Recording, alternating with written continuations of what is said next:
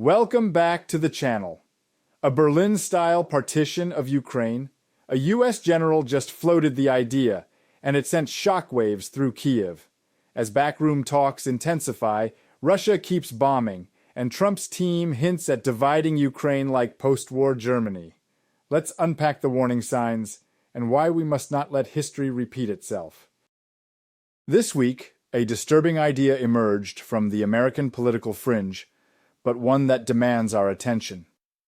General Keith Kellogg, a key figure in Donald Trump's circle and now his envoy to Ukraine, casually suggested that Ukraine could be partitioned like Berlin after World War II.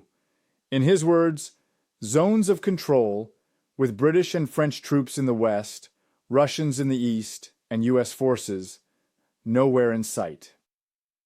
Let's be clear, this is not a peace plan. It's a blueprint for surrender, an invitation to Russia to legitimize its occupation by carving up our sovereign nation. And it echoes one of the most painful chapters in European history. Remember Berlin? It was a city trapped in the Cold War, divided by barbed wire and ideology. For decades, families were split, and freedom was a rumor. To suggest that Ukraine should suffer a similar fate in 2025, after all we've endured, is not just naive, it's offensive.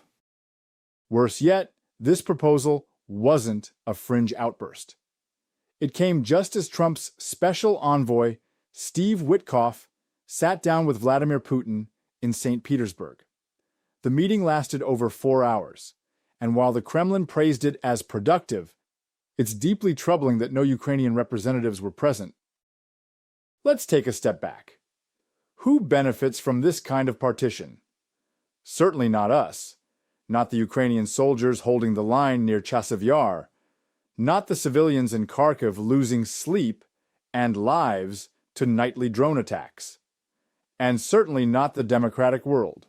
What Russia wants is simple: to freeze the war on its terms, keep the land it's stolen, and pressure Ukraine into submission through so-called peace negotiations. This Berlin-style plan plays right into their hands. But we are not a Cold War relic. We are a free nation fighting for our future. President Zelensky made that clear again at the latest Ramstein meeting. He didn't ask for the impossible. He asked for 10 additional Patriot systems. He underlined our readiness to buy more air defense units, not just receive them, because defending ourselves is not charity, it's strategy, and support is still coming in. Ukraine's allies pledged a record €21 billion in military aid this week. That's a lifeline, but it must be matched with strategic clarity. Peace doesn't come by appeasing Putin.